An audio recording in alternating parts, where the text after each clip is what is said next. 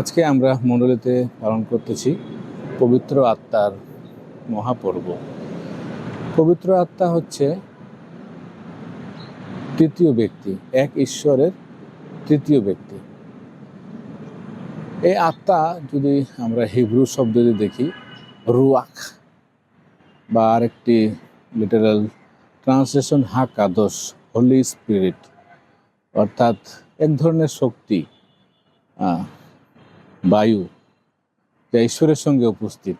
পুরাতন নিয়মেও পাই আমরা প্রবক্তাদের এই মনোনয়ন ক্ষেত্রে, নির্বাচন করার ক্ষেত্রে তাদের সাথে। তারপরে আবার দেখতে পাই 11 অধ্যায় আদি পুস্তক, যে যখন টাওয়ার অফ বাবেল যখন তারা নির্মাণ করতেছিল, সেখানে একটা ভাষা হওয়ার কারণে তাদের একটা সহজ ছিল বিল্ডিং করতে। কিন্তু যখন তারা বিভিন্ন ভাষায় কথা বলতে থাকে, কেউ কারো ভাষা বুঝে নাই, তাহলে ওই সময় হয়ে যায় তারা আর এক হইতে পারে নাই। কিন্তু আজকের দিনে পঞ্চম সপ্তমী পর্ব পবিত্র আত্মার অবতরণে আমরা দেখি যে ভিন্ন ভিন্ন জাতি, কিন্তু এই যে ভাষায় তারা কথা বলতেছে, প্রিয় শিষ্যগণ, তারা সবাই বুঝতে পারে। তার বিভিন্ন ধরনের জাতিগোষ্ঠী থাকা সত্ত্বেও এই ভাষা সবাই বুঝতে পারছে। তাহলে সেখানে একটা তুলনা করলে যে একটা বিপরীত, সেখানে হইতেছে ডাইভার্সিটি, কিন্তু এখানে একটা ইউনিটি। তাহলে পবিত্র আত্মার আজকের এই পর্বদিনে আমাদের জন্য বর্তমানে আমরা দেখি এর তাৎপর্য বা ঐতিহাসিক এর ব্যাকগ্রাউন্ড দেখি যে ইসরায়েল জাতিরা যখন মিশর দেশ হয়ে তারা মুক্তি পায়, আর সেই মুক্তির পাসওভারের 50 দিন পরে এই পর্ব শুরু হয় ঐতিহাসিকভাবে বা বিবলিক্যাল একটা ব্যাকগ্রাউন্ড।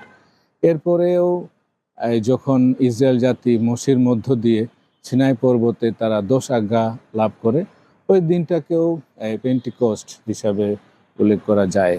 তাহলে এই 3 দিনের যে প্রথম ফসলের হারভেস্ট তারা ঈশ্বরকে উৎসর্গ করে, আর এই সিনাই পর্বতে 10 আজ্ঞা লাভ, এই পর্বটাই ইহুদি জাতিরা পালন করে আসতো।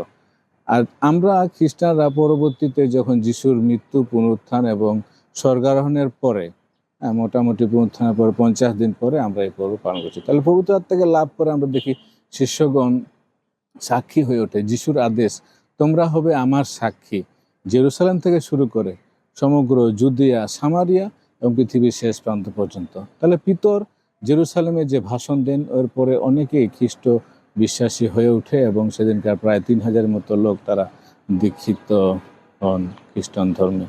এবং পরবর্তীতে আমরা দেখি ফিলিপ জুদিয়ায়, সামারিয়ায়, এবং পরে স্তেফানের পরে পল, পৃথিবীর শেষ প্রান্ত পর্যন্ত অর্থাৎ রোম পর্যন্ত এই বাণী প্রচার করেন। বর্তমানে এখন সেই শিষ্যদের কাজ পরিচালনা করার দায়িত্ব, তা এগিয়ে নিয়ে যাওয়ার দায়িত্ব আমাদের। পবিত্র আত্মার অনেক দান আছে যা আমরা পেয়েছি দীক্ষাস্নানের মধ্য দিয়ে। এখন সেগুলো কি দানগুলো আমরা কিভাবে তা ব্যবহার করে থাকি?